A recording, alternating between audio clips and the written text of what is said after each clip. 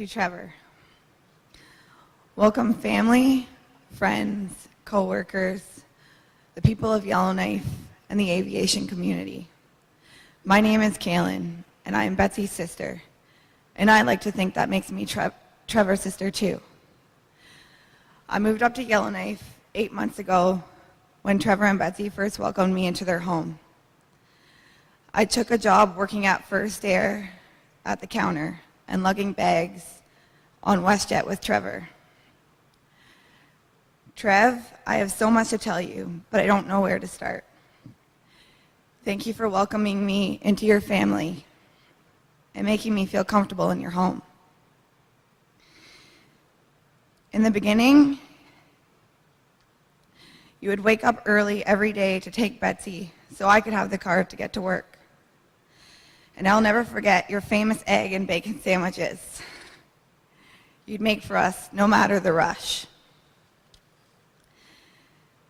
Thank you for your patience. I remember the time when I had the car for the day. As a Southerner, I was not used to plugging and unplugging the car every time I drove it. After the car was boosted, I drove all day, and when I returned, the electrical cord was not there. I talked to you, and you said, "Are you sure you unplugged the cord before you left?" I told you I was absolutely positive. But now, after all this time, I know you were just being nice. I'm pretty sure we both know I was driving all day with that stupid extension cord hanging out. That's just how you are, a big brother to me. Thank you for encouraging me to be a hard worker. I think I followed in your footsteps by working 7 days a week. I don't know anyone who is as hard a worker as you. Helping the contractor build your own deck after paying him to do it. Working selflessly, painting for Verda's family and Martina, or helping Ben with renovations, and we all know he needs them. Sorry, Ben.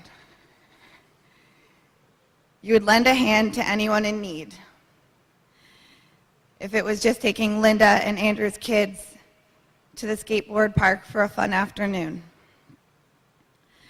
Thank you for putting up with all of our girlish craziness. I know how hard it would have been to live with two zany girls. Thank goodness Chris came in to balance all the hormones. I remember just last week when Betsy was telling us we should move our toothbrushes and put them in the cupboard. You piped in immediately, thank goodness, and said, "Leave them alone. It's their bathroom. They can do what they want." Again, you're being a big brother, sticking up for me.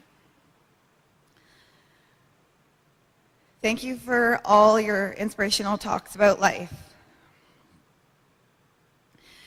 You always laid it out simply, and you said, "You have to do what's right for you."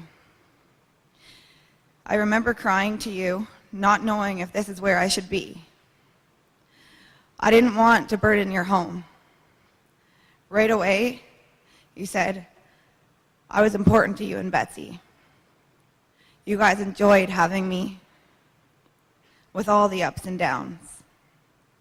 This is where I belonged. You have such a big heart. After talking to Betsy over the last few days, I understand now I was a topic of conversation on a regular basis. Apparently, at the end of the day, I was your comic relief. Conversations about me washing a single dish at a time, doing my laundry too often, and waking up late, having no time for breakfast, running out the door with a quick good morning with my bike seat in my hand. For you, Trevor, I will take time to enjoy the morning and maybe watch some news.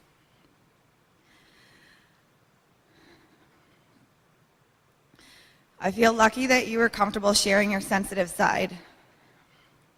Even though 10 o'clock was supposed to be quiet hour, according to Betsy, every night there would be tickle fests and games with Moosey, Hippo, Little Bear, and Foxy Lady. So many times you could deflate the chaos, pulling out Moosey from your pocket or tooting at the table and blaming on the schmooze.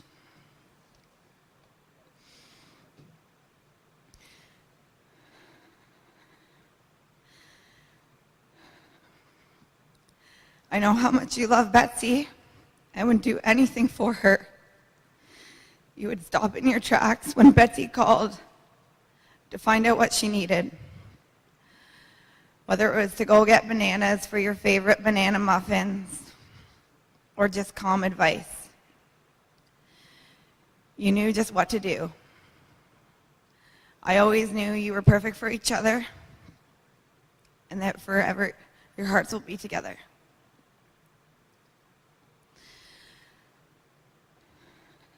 Trevor, I promise you I will be there to love and support Betsy as you would have wanted. Don't laugh, Betsy, but I will try to have Trevor's calming voice. But in desperate measures, I may have to pull Schmoosey out of my pocket. Trev,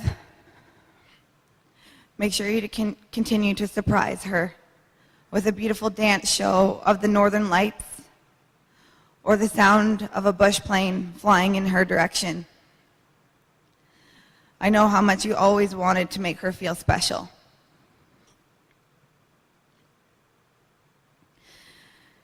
Thank you for being you. I love you. Keep flying, T-Bone.